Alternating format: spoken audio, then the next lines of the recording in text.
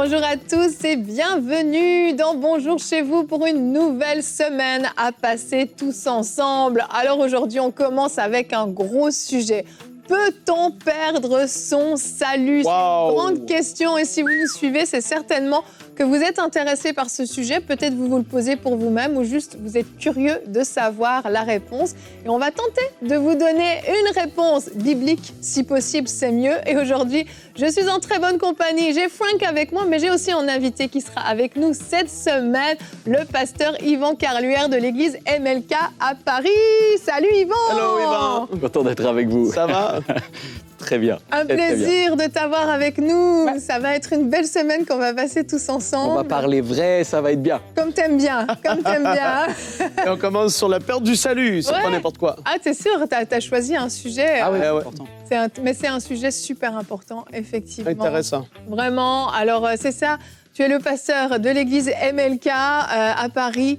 C'est une église que je pense beaucoup connaissent, diffusée d'ailleurs sur MCI. Au cas où les gens nous suivent plutôt de l'Afrique, ils ont certainement eu l'occasion de suivre tes prédications.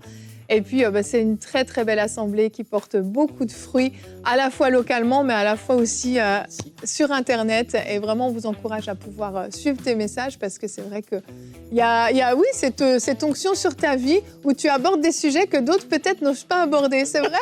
C'est vrai? Et je trouve que tu es courageux, tu es très courageux. Donc voilà. Alléluia. Aujourd'hui, d'ailleurs, on commence la semaine avec un sujet qui... C'est des sujets délicats que certains ne veulent parfois pas aborder. Et on le fait aujourd'hui. Et d'ailleurs, tu vas être notre expert aujourd'hui parce que tu aimes beaucoup être appelé expert. Pas du grand expert. Pas du tout. Grand expert. J'ai envie de t'appeler expert pendant toute l'émission. Hors antenne, il me disait qu'il n'aimait pas le nom. Ceux qui me connaissent pas, j'aime pas les titres. C'est pour ça qu'elle est déjà en train d'essayer de m'embêter. L'expert de Créteil. Si je l'appelle le pasteur expert Yvan, ça va être encore mieux. Non. Rajoute père spirituel et 2-3 autres et là, tu me perds complètement. Et donc, ça va être une belle semaine. Ne soyez pas offusqués si je l'appelle par son prénom. C'est sa demande, Yvan, effectivement. Et aujourd'hui, justement, tu vas nous parler, en fait, est-ce qu'on perd notre salut lorsqu'on a péché? Oui. C'est bien ça? Et je pense qu'on a tous soit des craintes pour nous-mêmes, soit des craintes pour quelqu'un que l'on aime ou qu'on a aimé. Par exemple, il s'appelle Marc. Il sort d'un rendez-vous chez sa maîtresse alors qu'il est chrétien. Il a un accident sur la route, il est minuit, il rentre dans un arbre. Qu'est-ce qui se passe? Qu'est-ce qui se passe? Qu'est-ce qui se passe? Il s'appelle, je sais pas moi, Lucas. Il fait des jeux vidéo, il est addict à la porno. Il voudrait changer. Il se demande, est-ce qu'il est vraiment sauvé? Est-ce qu'il peut prendre la Sainte Seine dimanche prochain? Est-ce qu'il peut prendre la communion s'il va à la messe? Il se dit, est-ce que c'est foutu pour moi? Est-ce que je m'en sortirai jamais? Donc, je suis inéligible au salut. Voilà, c'est des vraies questions. Des vraies questions que peut-être vous vous posez. Et vous avez vu, quand je vous dis qu'il aime les sujets sensibles, c'est le cas. Mais surtout, on va l'aborder, c'est ça, en toute transparence. Mais aussi, on va voir ce que la Bible dit, parce que la Bible parle de ces sujets-là. Et des fois, on ne comprend pas forcément ce qui est dit, mais les choses pourtant sont très, très clairement expliquées. Donc, c'est un sujet super important, mais qu'on arrive à aborder avec humour, parce qu'on est comme ça à Bonjour chez vous. Mais j'aimerais vraiment vous encourager à la maison à avoir le cœur ouvert. Je le dis souvent dans les émissions, mais c'est hyper important, surtout dans des sujets comme ceux-là. On peut faire tomber des fois peut-être les préjugés, les a priori, et juste se dire, Seigneur, j'ouvre mon cœur à ce que tu vas vouloir me dire aujourd'hui. Alors j'espère que vous avez cette démarche aujourd'hui. En tout cas, c'est ce que je vous encourage à faire. Et on va commencer tout de suite avec toi, Frank, dans la pensée du jour.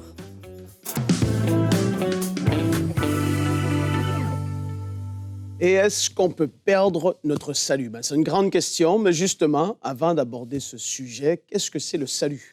Parce que vous regardez peut-être et vous avez entendu le terme, le salut. Est-ce que je suis sauvé? Qu'est-ce que c'est être sauvé? Qu'est-ce que c'est le salut? Et est-ce que je peux être sûr d'être sauvé ou d'avoir le salut? Il y a quelque chose d'intéressant, parce que premièrement, je vais aborder avec vous juste la perspective, le thème, le salut, ou être sauvé, comme on peut le dire dans les milieux évangéliques. Qu'est-ce que ça veut dire véritablement? Jésus en a parlé dans Jean, chapitre 3.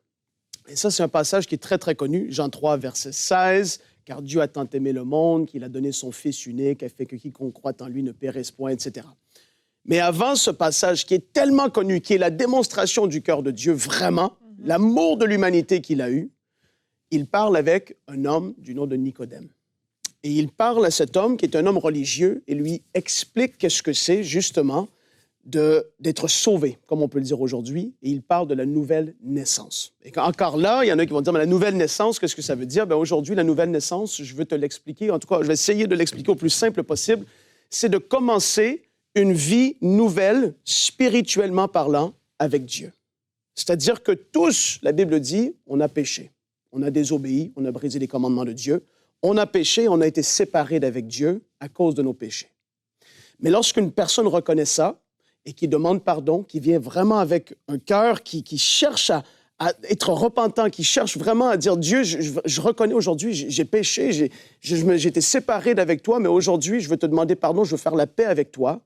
Il se passe quelque chose d'extraordinaire, de phénoménal. La personne vit ce que Jésus a décrit à Nicodème. La personne vit la nouvelle naissance. Et qu'est-ce que c'est dans les grandes lignes? C'est qu'en un instant, en une fraction d'une seconde, d'une manière instantanée, immédiate, lorsqu'une personne fait la paix avec Dieu véritablement d'un cœur sincère, le Saint-Esprit vient habiter l'esprit d'une personne. De cette personne plus particulièrement qui a fait la paix avec Dieu. On devient le temple du Saint-Esprit. Dieu lui-même habite en toi, habite en moi. Ça, c'est la pensée la plus...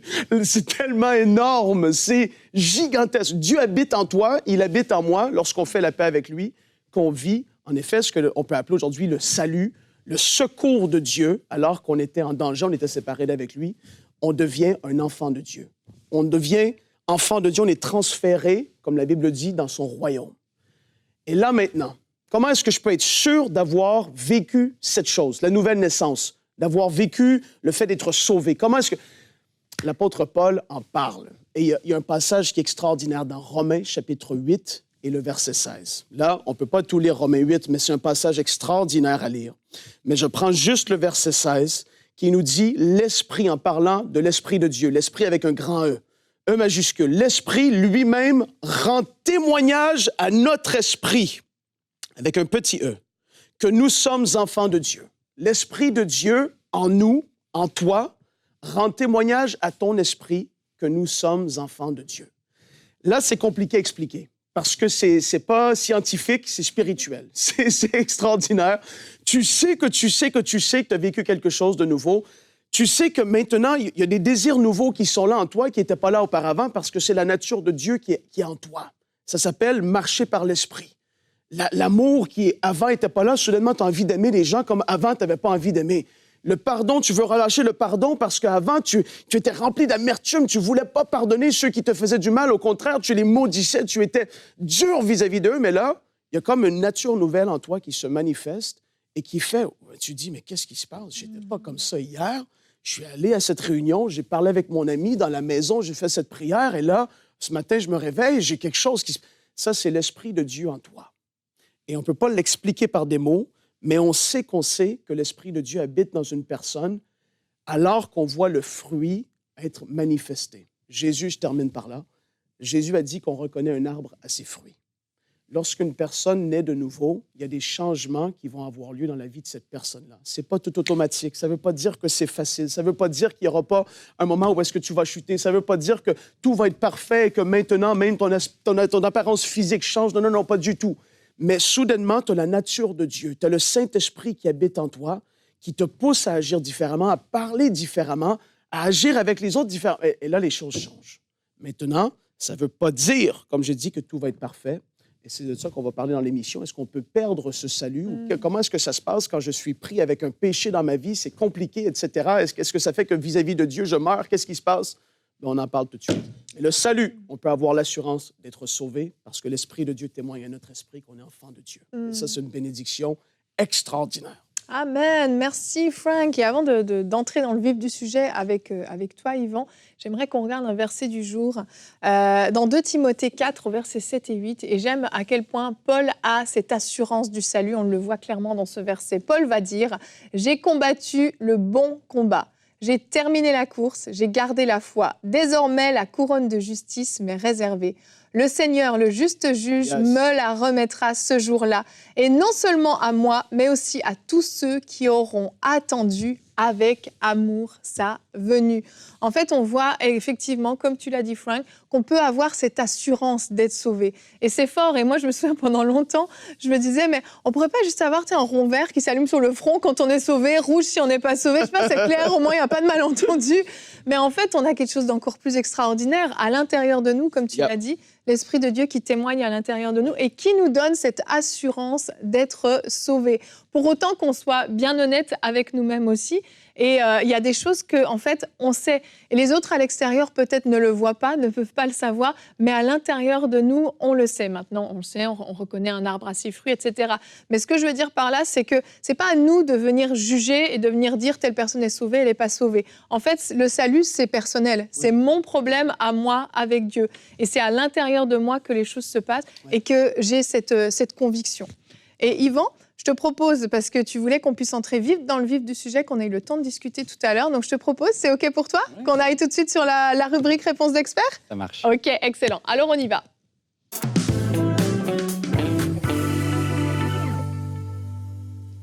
Alors, je vais vous dire vraiment pourquoi moi, je me suis posé la question. C'était un petit peu plus compliqué quand j'étais ado. J'ai une maman qui est une femme de Dieu incroyable. OK. C'est-à-dire qu'elle avait fait une rencontre avec Dieu. C'est une sainte. C'est une sainte. Maintenant, elle avait été abîmée psychologiquement. Elle avait été abîmée aussi spirituellement par des messages et des attitudes pastorales dysfonctionnelles. Et ça peut arriver dans l'Église catholique, ça peut arriver dans les églises évangéliques, ça peut exister partout. Et elle avait entendu tellement de pasteurs qui avaient prêché des messages sur la fragilité, le péché, la fragilité, etc., qu'elle-même, elle vivait... Elle n'était pas si sûre que ça de son salut, d'accord ? Donc, et c'est une sainte femme. Je suis en train de parler de quelqu'un, et je sais, c'est peut-être une minorité, mais si je parle à une personne, et c'est à toi que je parle, je suis heureux aujourd'hui. Il y a peut-être quelqu'un qui ressemble à ma maman, et ça peut être un homme, qui se dit, j'entends, Franck, que tu dis, l'esprit témoigne à mon esprit, mais mon esprit est tellement perdu. Mon corps est perdu, mon âme est abîmée, il y a un bruit sur la ligne, je ne suis pas sûr. Voilà, c'est ça que je veux voir. Tout à fait. Alors,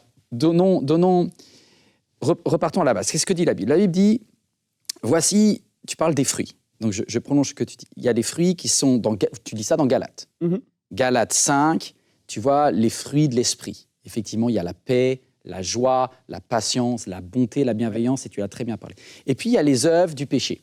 Les œuvres du péché, je vous les lis. Alors, il y a l'adultère, l'immoralité sexuelle, l'impureté, la débauche, l'idolâtrie, la magie, les haines, les querelles, les divisions, les jalousies, les colères, les rivalités, les sectes. Alors, on peut dire aussi le fait de choisir des partis et de dire, toi, t'es bon, toi, t'es... C'est très marrant. L'envie, les meurtres, l'ivrognerie, les excès de table, les choses semblables. Donc, tu dis, je suis pris dans quelque chose, là.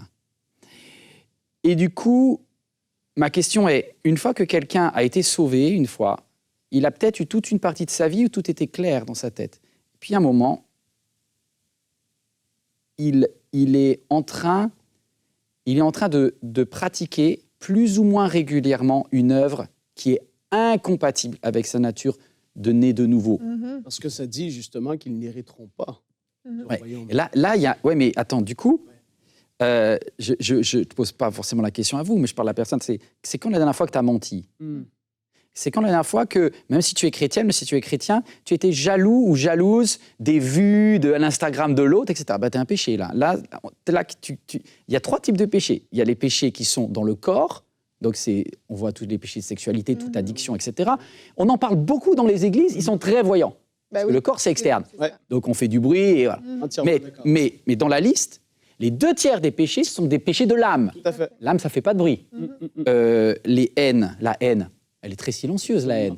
Une fois qu'elle se matérialise, elle sort, mais elle peut rester cachée à l'intérieur. Les colères, les querelles, quelqu'un qui est tout le temps en train... L'envie. Aujourd'hui, c'est terrible. C'est terrible. Voilà, d'accord. Or, c'est des péchés silencieux.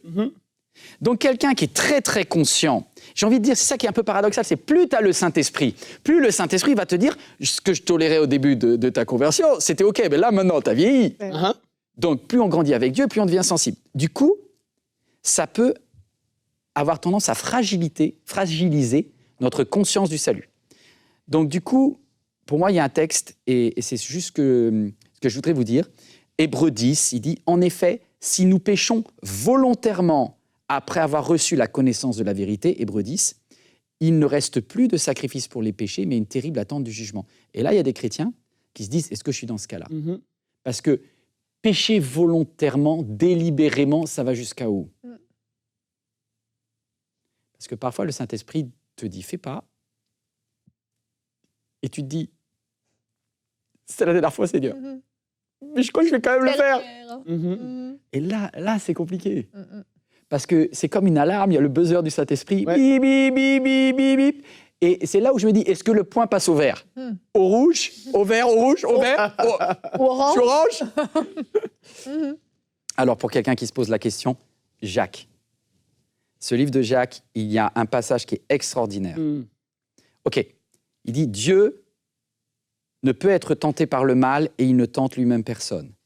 Lorsque nous sommes tentés, écoutez bien, les mauvais désirs que nous portons en nous nous attirent et nous agrippent. Même les chrétiens. Même les chrétiens. C'est-à-dire qu'un chrétien aura des mauvaises pensées, aura des mauvais désirs. Donc oui, la jalousie va arriver et ce n'est pas encore un péché. On est au stade 1. C'est un petit peu comme certaines maladies, il y a stade 1, stade 2, stade 3, et c'est de plus en plus compliqué pour revenir, d'accord? Ah, tu parles de tentation, si je résume. On est au niveau du désir. Les tentations, c'est très lié aux tentations du corps. Oui. Et donc, c'est pour ça que je dis désir, parce que je veux vraiment faire comprendre à tout le monde qu'il n'y a pas que des péchés sexuels visibles, d'accord? Il y a aussi plein de péchés invisibles dans lesquels le mot désir, un mauvais regard. Je disais ça, quelque chose hier à Nouvelle Vie, je disais ceci. Les hommes, ils ont souvent été très culpabilisés par le verset si ton œil est pour toi une occasion de chute, arrache-le. Tu as tous les hommes, ils se disent purée, si c'est ça, je suis aveugle, quoi, et je suis borgne au minimum. C'est un massacre des yeux, tu vois. Parce que le nombre d'hommes qui ont eu un problème avec la pornographie ou un problème avec la femme du voisin, c'est terrible. Voilà, il n'y a plus que des borgnes dans nos églises, des aveugles. Et là, il y a plein de femmes qui n'ont aucun problème avec ça, qui se disent alléluia, merci Seigneur, j'ai mes deux yeux. Mais j'ai envie de toi, ma chérie, la façon dont tu as regardé la colère, la façon dont tu as jalousé ta sœur, la Bible dit, et c'est Jésus qui dit ça dans la parabole aussi, il dit pourquoi vois-tu d'un mauvais œil que je sois bon? Je veux dire, là, c'est un peu plus compliqué, c'est un mauvais désir. Voilà. Tu es en stade 1. Nous attire et nous agrippe. C'est-à-dire que tu parlais, Franck, de l'Esprit de Dieu à l'intérieur de nous. Donc il y a un moment, notre corps, notre âme sont perméables. Ce n'est pas encore un péché, mais ça va taper l'esprit à l'intérieur. Et on est en zone de mauvais désir, phase 1, et ça va essayer d'agripper la partie spirituelle en toi. Tu as la possibilité de dire oui, tu as la possibilité de dire non. Mais lorsque on dit oui, ça fait un bébé. Entre le mauvais désir et mon esprit, si j'ouvre la porte, ça fait un bébé. Et je passe en phase 2. Écoute bien la suite du verset. Puis, par notre union avec lui, avec le péché, notre union, mon esprit, a accepté. Tout à fait. Le mauvais désir donne naissance au péché. Je suis en phase 2. Je suis en phase de péché. Ah bah alors là, c'est foutu. Non, c'est pas encore foutu. Alléluia. Parce que tu es en phase 2, tu es oui, ma sœur, mon frère, toi qui regardes cette vidéo, le Saint-Esprit est en souffrance de ce que tu es permis, que ce mauvais désir qui n'était pas un péché, tu l'as accepté dans ta vie, il est passé en phase 2, il est devenu un péché. Et à partir de ce moment-là, tu vas entendre une double alarme du Saint-Esprit. Déjà en phase 1, tu avais une première alarme, tu as une double alarme du Saint-Esprit. Et là, le Saint-Esprit te dit, non seulement, en phase 1, il te dit, ne fais pas. En phase 2, il dit, tu me fais mal. Tu me fais souffrir. Arrête. Arrête parce que c'est pas qui tu es. Tu es une fille du roi des rois, tu es un fils de Dieu. Tu as un ADN divin, tu es en train de me donner un ADN qui n'est pas de chez moi là. Tout à fait. Attention, verset suivant, il dit, le mauvais désir donne naissance au péché. Enfin, stade 3, une fois parvenu à son plein développement, le péché entraînera la mort. Phase 3. Et c'est là où tu es toujours en vert, mais tu es en vert clignotant. Et la phase 3, tu es en rouge. C'est-à-dire qu'il y a un moment où, à force de flirter avec le péché, y compris un péché de l'âme, un péché spirituel, parce qu'il y a aussi des péchés spirituels, la magie, l'idolâtrie, etc. Tu as mélangé un peu la coutume de tes ancêtres, tu en fais quelques, tu as gardé des grilles, etc. Le Saint-Esprit dit, tu me fais un bébé dans le dos, là. Ce bébé s'appelle le péché, à l'intérieur. Attention, je te laisse un temps qui s'appelle le temps de repentance, la grâce de Dieu. Après quoi, une fois que ça sera devenu à son plein développement, le péché va prendre tellement de place dans ton esprit que le Saint-Esprit, il est extrêmement bon. Il nous convainc de péché, de justice et de jugement, puis il s'envole comme une colombe et il part. Et il dit, comme la gloire de l'Éternel s'enlevait du temple, la Shekinah, il dit, cette personne a délibérément, volontairement préféré s'installer dans le long terme dans un péché. Ouais. Je l'ai prévenu en phase 1. J'ai doublé le buzzer en phase 2. Il passe en phase 3. 1, 2, 3, 4. 5. OK, il a cassé l'alarme. Il a cassé l'alarme. Et d'ailleurs, quelqu'un va me dire, mais alors du coup, est-ce que je suis en phase 3 ? Est-ce que je suis en phase 3 ? Question que j'allais te poser. Comment on sait ? J'ai envie de te dire. Ça, pour moi, c'est une révélation. Écoute ça. En phase 3, le Saint-Esprit n'est plus là. Ouais. Donc, il n'y a plus de conviction de péché. Ouais. Donc, quand tu es en phase 3... Il n'y a plus d'alarme, en fait. Il n'y a plus d'alarme, donc tu vis bien. Tu es bien dedans, voilà. Et c'est ça qui est dramatique. Mm-hmm. Et c'est ça qui est dramatique. C'est qu'en phase 3, tu te sens bien. Et en fait, tu vois, tu dis, ah, c'est cool, les chrétiens, c'était pénible ma vie d'avant. Et là, t'es foutu. Ouais. Là, t'es foutu. Parce que là, il dit, là, vous avez tellement méprisé la grâce de Dieu.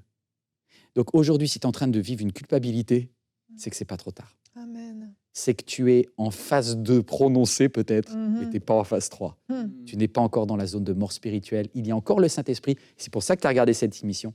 C'est parce que le Saint-Esprit t'a dit, j'ai un truc à te dire. Exact. Ça me fait penser à, tu sais, on avait fait au tout début de Bonjour chez vous avec Jonathan Berceau une émission sur la perte du salut. Ça fait très longtemps. En tout cas, moi je m'en souviens bien parce qu'il avait dit quelque chose qui m'avait marqué. Il avait dit, on ne perd pas le salut comme on perd ses clés. Exactement. On abandonne la foi. Et des fois, le terme « perdre le salut », d'ailleurs, c'est un terme qui n'a pas de sens. Parce que quand on perd quelque chose, c'est involontaire. On a oublié quelque chose, on l'a perdu, on l'a égaré, c'était là, puis tout à coup, pouf, c'est plus là. Et en réalité, c'est cette action volontaire. Délibérée et Complètement. Et c'est important, je pense, d'être conscient de ça. C'est que, comme tu l'as dit, la grâce de Dieu est là, même quand on est rentré dans cette phase 2 dont tu parles. C'est là où, en fait, on a besoin le plus de la grâce de Dieu. Mais la grâce de Dieu n'est pas là pour dire « c'est pas grave, t'inquiète pas, c'est pas grave ». La grâce de Dieu est là pour dire « tu peux encore faire demi-tour, change d'avis, attention, change de direction, reprends le bon chemin, reviens sur ce chemin étroit ». C'est ça qu'elle fait, la grâce de Dieu. Et je crois que ça a été aussi déformé, cette notion de grâce de Dieu, où on a dit ça couvre, c'est pas grave, parce que comme on a été sauvé un jour, on est sauvé toujours, puis tout est couvert. Non, la grâce de Dieu, c'est cette voie qui te permet encore de rectifier et que tu peux revenir et retrouver ton statut de saint devant Dieu, même si tu es allé un petit peu de l'autre côté. Et il faut faire attention de pas mélanger tout. On avait parlé dans une émission il n'y a pas si longtemps de combattre le bon combat de la foi et d'arriver jusqu'au bout. Amen. On avait étudié qu'est-ce que ça voulait dire un peu plus en profondeur. Maintenant, Yvan, pour des personnes qui regardent cette émission, je te pose la question, est-ce qu'il y en a qui sont comme ça, arrivés à ce stade-là? Lequel? Phase 3. OK. Qui vont encore à l'église, selon toi, ils continuent d'aller à l'église, etc. Et est-ce que ces gens-là, qui aujourd'hui se reconnaissent plus dans ce que tu dis, parce que par habitude, ils sont allés à l'église, ils n'ont pas peut-être arrêté parce que c'est culturel, c'est peu importe c'est quoi, mais qui se reconnaissent dans ce que tu dis aujourd'hui, qu'est-ce qu'ils peuvent faire à partir de là? Est-ce que c'est trop tard pour eux ou est-ce qu'ils peuvent revenir au Seigneur dans cette phase 3-là? That's the question. Pour moi, il y a heureusement moins de monde que tu penses en phase 3. Il y a des phases 2 très prononcées. Mais je dis honnêtement, sincèrement, et ça c'est vraiment une parole pour quelqu'un, mais si tu es en train de regarder cette émission, c'est que tu n'es pas en phase 3. Tout à fait. Parce que je sais qu'il y a des paraboles qui peuvent faire peur, les vierges folles, les vierges sages, ils ont encore de l'huile, etc. Il parle là, à ce moment-là, Jésus parle au peuple d'Israël qui est sur le point de rater, il rate l'avenue du Messie, etc. Il n'est pas en train de parler à ses disciples-là seulement. Il faut faire attention à ce qu'on dit. Sinon, tout le monde est en insécurité permanente. Ça veut dire quoi, avoir de l'huile, etc. Non. Vous êtes en phase 2 prononcée et le Saint-Esprit vous attire. Il essaye, en fait, c'est comme s'il y a deux personnes qui essayent de vous arracher. Il y a le péché qui t'agrippe et qui te dit « j'ai mis un pied ici, t'es mauvais ». Juste terminer avec quelque chose. une anecdote de T.D. Jakes qui, moi, m'a bouleversé. Il dit, ne confondez pas un petit cochon sale et un petit agneau sale. Vous les mettez dans une mare de boue. Les chrétiens, vous êtes tellement dans le jugement, vous allez dire, c'est rempli de cochonneries, tout ça, c'est tout sale. Le petit agneau, le porc, pareil. Ça fait la même taille, il y a autant de boue dedans. Il dit, la différence, c'est que les êtres humains, ils passent devant la mare et ils disent, ça, c'est 2 perdus. C'est 2 cochons. Et le Saint-Esprit, il va et puis il écoute le bruit dans la mare. Puis il écoute le bruit. Et le Saint-Esprit n'a pas peur du péché parce que le péché ne le salit pas. Tout à fait. Donc il approche très proche de la barre et il écoute. Et puis il entend un bruit, le bruit du petit agneau qui sait que son identité n'est pas un cochon. Et alors que le petit cochon, lui, il se régale dans le péché. Le petit agneau, lui, il souffre d'y être. Et si tu souffres d'y être, le Saint-Esprit est prêt. Il a envoyé Jésus pour descendre dans la mare, te porter sur les épaules, te nettoyer et te redonner ton statut de petit agneau. C'est super important. Vraiment, le but, c'est pas que vous ressortiez de là, justement, découragé en vous disant c'est fichu pour moi. Et c'est hyper important ce que tu viens de dire, et tu l'avais dit d'une autre façon tout à l'heure aussi, mais de comprendre que si vous êtes encore interpellé par le sujet, si vous vous sentez encore mal, mais oui, c'est bon signe. Mais ne restez pas trop longtemps, parce que y a un moment donné où vous allez basculer de l'autre côté dans cette fameuse phase 3. Et je trouve que c'est très bien illustré, ces phases. Ça permet de bien savoir où on est.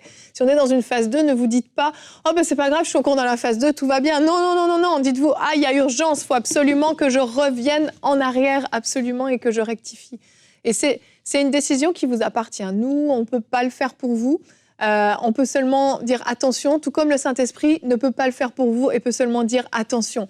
Et ces 12 voix que vous entendez à l'intérieur de vous, du Saint-Esprit qui crie, ne l'étouffez pas, s'il vous plaît. Mais vous pouvez, là, dès maintenant, décider de vous repentir. La repentance, c'est simple, c'est prendre une décision de faire demi-tour et faire réellement demi-tour. Vous voyez, on prend la décision, mais on le fait. C'est une action aussi.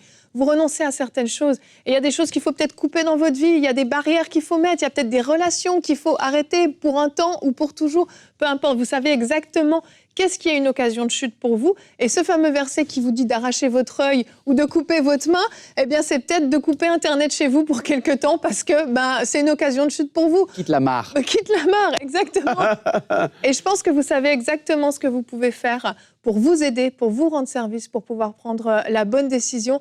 Yvan, merci beaucoup. J'ai vraiment aimé la façon dont tu as apporté ce sujet. C'était très, très édifiant. Merci. Et je voudrais dire à tout le monde, à ceux qui regardent, vous êtes toujours des agneaux, même si vous êtes sales. Et votre grand frère, il est encore fier de vous. C'est pas foutu. Exact. Amen. Merci Yvan, merci beaucoup. Et demain, tu es encore avec nous. Ouais. On aura le plaisir. Alors, on aborde un sujet complètement différent demain, mais super intéressant aussi.